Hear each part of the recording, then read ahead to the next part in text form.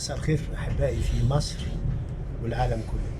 الحقيقه انا حاولت اخرج من اللايف، بس واضح ان انا ممنوع من اللايف من الفيسبوك ومن اليوتيوب كمان. عرفتش اطلع لكم لايف من خلال الموبايل، جايز في البيت من اللابتوب اقدر، لكن انا ممنوع على الموبايل من الخروج لايف. عموما انا هتكلم حاجات سريعه جدا بس سمعتها اليومين دول. الكل بيطالب مصر انها تحارب، تقوم مصر تحارب الدولة اللي احنا حاربناها في 73. في حاجة مهمة جدا لازم نكون عارفينها جدا. احنا قبل 73 حاجة وبعد 73 حاجة تانية خالص. احنا قبل 73 كنا في حالة عداء وبنحارب عشان نرجع ارضنا سيناء، والحمد لله احنا ما كانش انتصار كامل 100%، لان بعد غزة كان في ثغرة وكان في، لكن من خلال مفاوضات السلام قدرنا نحصل ونسترد كامل سيناء، فبقت سيناء بتاعتنا وبقت حدودنا كاملة. بعد 73 احنا في حالة اتفاق سلمي مع جارتنا الشرقية، يعني عملنا اتفاقية ان مفيش حرب بيننا، وحتى وزارة الحربية اتغير اسمها، بقى اسمها وزارة الدفاع. وزارة الدفاع يعني بنهاجم أو بندافع عن أرضنا لما حد يجي علينا، لكن إحنا أراضينا كلها كاملة، فمش محتاجين نحارب عشان نسترد، لأن أرضنا كلها استردناها. فبعد 73 الرئيس السادات غير الاسم وخلى اسمها وزارة الدفاع وليست وزارة الحربية. لما أشوف دعوات دلوقتي للتضامن مع إخواتنا ونحارب الدولة الجارة لنا بدون ذكر الأسامي، هتكلم جنرال. انتوا ناسين ان احنا لما كنا في سيناء وكانت في عمليات إرهابية كلفتنا كتير جدا جدا جدا، وان في إرهابيين دخلوا وقتلوا جنودنا المصريين وركعوهم وقتلوهم، وحصلت أكتر من مرة، لدرجة ان في مرة من المرات حصل ان هجوم على قوات الجنود المصريين وخطفهم، وجارتنا الشرقية هي اللي ساعدتنا ان احنا نتخلص عن الارهابيين دول. يبقى جارتنا الشرقية اللي انتم مسمينها عدوة لينا ساعدتنا في محاربة الارهابيين. مين الارهابيين؟ الارهابيين اللي من حماس اللي كانوا بيقتلوا جنودنا في سيناء. دلوقتي الارهابيين بتوع حماس ابتدوا عملية رعناء ودخلوا حدود وقتلوا ناس بريئة، ودخلوا على حفلات وقتلوا ناس كانت بترقص، وأسروا ناس كبيرة في السن. اللي عمل العملية الإرهابية دي عملية إرهابية، واللي عاملينها إرهابيين ما لهاش اسم غير كده. رد الفعل هيكون من الجارة اللي في الشرق، هيكون قاسي عشان تدافع على 1500 قتيل اتقتل من عندهم. أي حرب مفيش ليها جارانتي، يعني مفيش ليها ضمان في الحرب انك انت ما تقدرش تقتل، لانك انت بتستخدم كعصابه، بتستخدم منازل احيانا، بتستخدم مكتبات احيانا، بتستخدم مستشفيات احيانا وتستخبى فيها، وبتطلق منها صواريخ على الجار الشرقي. هيرد عليك، وبالتالي انك انت في مدنيين هيتقتلوا لازم. طبعا احنا بنتعاطف وبنحزن تماما على المدنيين اللي هم بيموتوا في الاحداث دي، يعني سواء المدنيين من الطرفين بقى، من قرايبنا او سواء من ولاد عمنا، الطرفين ده دم، اطفال او كبار ده دم. لكن احنا هنتعاطف مع الغزاويين، لكن تعاطفنا مع الغزاويين ما يخليناش نتعاطف مع الحمساويين، لان الحمساويين عصابه، ولما يكون في عصابه يبقى العصابه دي احنا لا يمكن نتعاطف عليها، لان في يوم من الايام قتلت ناس بريئه من جنودنا احنا المصريين. فعشان العنتريه العربيه اللي بتخليك تنسى التاريخ وتنسى ان جنودك واخواتك اتقتلوا في رمضان، واللي قتلوهم حمساويه، تيجي النهارده تقولي لا ده انت تساعد دوله حماس عشان مثلا تخلص من جارنا الشرقي اللي بيننا ما بينه معاهدات سلام. انا هتقول لي بتحب مين؟ انا ما بحبش وما بكرهش، لان الدين ما علمنيش ان انا اكره، بس بيس والفريدهايت والسفريدنهايت والفريدم. ده المهم، ده اللي هو اهم حاجه. انا بهتم مين اللي بيبتدي بالضربه، مين اللي بيسرب دماء. هتقول لي لا اصل هم احتلوا الارض زمان. لا، لو احتلوا الارض زمان ما تاخدش منهم اتفاقيات وما تستلمش منهم غزه اللي ادوها لك وادوك حكم فيها، كنت اعترضت على ده. لكن انك انت تاخد كهرباء وتاخد غاز وتاخد اكل وتمويل منهم عشان تعمل انفاق تحت الارض زي الفيران عشان تضربهم بيها وبتحتمي بالمدنيين، لا ده شغل عصابات، واي عصابات لا يمكن نقف معاها. طبعا انا بطالب ان احنا يا ريت الحرب دي تقف ويبقى في سلام ويبقى في محبه، وان الناس الدم ما يوصلش بالطريقه دي.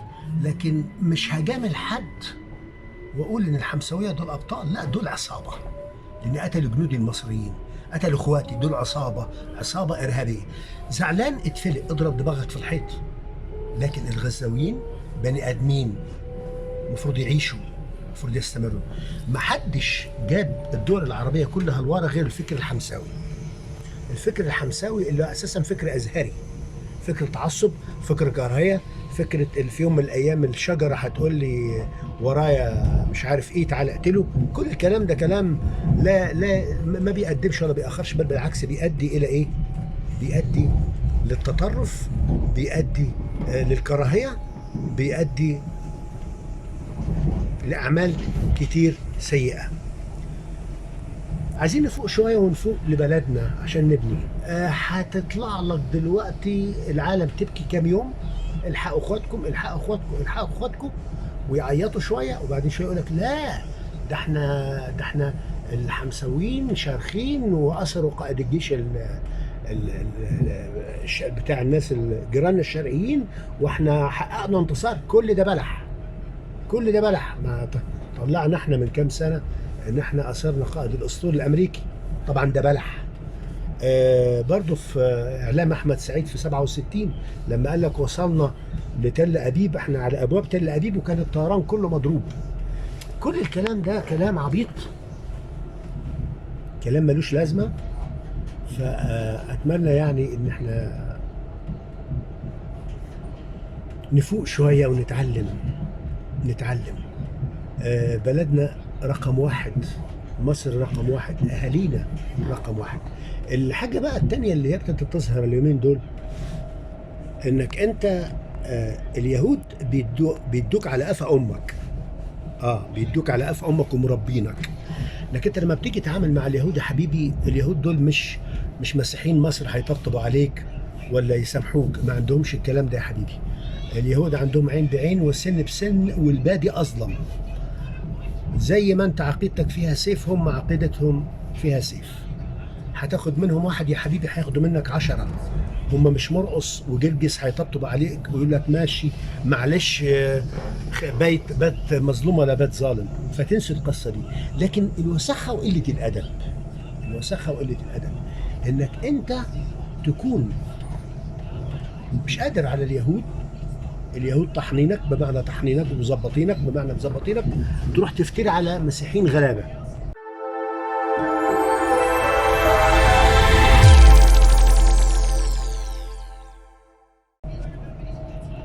تفتري على مسيحيين غلابه، تخش لك كنيسه تحاول تحرقها او تضرب الناس فيها. حتى في الخارج في محاولات لكده، يدخلوا على كنايس. طب انت مال الكنيسه بالقصه؟ انت حبيبي عدوك هناك في الحته اللي هناك دي، هناك فوق شمال مصر يعني، روح حارب هناك. مالك انت بالكنيسه بتاعت المسيحي اساسا انت عايزه يدافع عنك انت، وانت اساسا معلش يعني انت عشان انت معتبر ان الجماعه الاسرائيليين دول محتلين ارضك، انت معتبرهم محتلين ارضك. هو الحقيقه مش احتلال، لان هم ليهم جزء من الارض وانت ليك جزء من الارض. هم مش محتلين، هم دي ارضهم وانت برضه ارضك، لكن هم مش محتلينك. تخيل بقى احنا كمصريين مسيحيين ودي ارضنا كلها تم احتلالها بالكامل وغزوها على يد العرب من 1400 سنه. انت بتطلب مني اتعاطف معاك ضد الاسرائيليين، في نفس الوقت ما بتدينيش الحق ان اقول لك انك انت مغتصب وانت محتل. لا، انت مغتصب وانت محتل. انت محتل ارض في مصر. ارضي في مصر دي ارض فرعونيه مسيحيه، لما دخلها الاسلام دخلها عنوه واغتصاب. الكلام ده بيزعلك اتفلق. انا مش هطبطب عليك. احنا ناس عندنا سماحه، ما بنحبش الدم، قبلنا ان احنا نعيش معاك. لا بس انت ايه بقى، مش نعيش معاك وبس، لا ده انت حطيت رجل على رجل كمان، واعطوني الجزيه وانتم صاغرون. يعني كسر ونسيدك، يعني شحات وبتشحت وبتستعلى على اهل البلد الاصليين اللي هم المصريين، اللي هم من اولاد فرعون، اللي هم احنا. حضرتك معليك مش واخد بالك انت من الحكايه دي.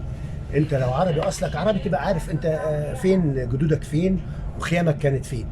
احنا اولاد الحضاره دي، حضاره حتشبسوت وكليوباترا والناس دي. انا ليه بقول كده؟ لان انتوا لو الوساخه دي استمرت احنا مش هنسكت. ما تزعلوش، ما تقولوش بقى خون، احنا بندور على حقنا دمنا، انما احنا هنبقى رخاص؟ والله لو هنبقى رخاص احنا مش رخاص لحد. فوقه عندنا كتير يتقال. لغايه دلوقتي محتفظين بلكنه الادب وبالحوار الهادي، لكن الامور لو زادت عن كده مش هنسكت. لو الامور ما اتفرملتش مش هنسكت. رئيس الدوله مش قادر يحكمها، يسيبها. رئيس الحكومه ووزير الداخليه مش قادرين تحكموها، سيبوها. مش قد الشيله ما تشيلوش، عشان قله الادب زادت جدا جدا جدا. دايما لما بنيجي نتكلم بيقولوا لنا لا بلدك، خصوصا رجال الدين يقول لك بلدك. لا لا لا، ما تقولش حاجه، احنا برضو مصريين، احنا لازم نساعد بلدنا وننهض بيها. لا ده الراجل السيسي ده بيزورنا في الكنيسه وبيبني لنا كنايس، وبالتليفون بنبني كنايس. كل الكلام ده على الخاطر والعين، بس ده واجب. يعني انت لما بتبني لي كنيسه ده واجب عليك، ده انت مش تفضل منك. لما بتحميني واجب عليك، انا راجل بدفع ضرائب. لما بتحمي اولادي ده مش فضل منك، ده واجب عليك. خروج عن كل ده فساد. لازم كل ده يعلن، لازم كل ده يعلن. احنا لغايه دلوقتي بنتكلم كلام. مش هقول لك احنا ما بنعملش حاجه ارهابيه. احنا دايما لما بنتحرك بتحركات دوليه، بس التحركات الدوليه دي ليها ثمن، بتجيب ثمن، بيوجعكم. مش بيوجعكم، انتوا دلوقتي في عرض دولار. فلموا الدور وحلوا المواضيع دي، عشان عيب عيب عيب عيب اللي بيحصل في مصر. بنتمنى السلامة لأهل مصر، بنتمنى التقدم لأهل مصر، بنتمنى التحسن الاقتصادي لأهل مصر، بنتمنى الخير لمصر، بنتمنى أن مصر يبقى فيها عدل وحرية وسلام. شكرا لكم من قناة الصوت الصارخ، أرسل لكم تحياتي، وإلى اللقاء في حلقة قادمة إن شاء الله. دمتم في رعاية الله. مع السلامة. دكتور وجيه رؤوف. مع السلامة.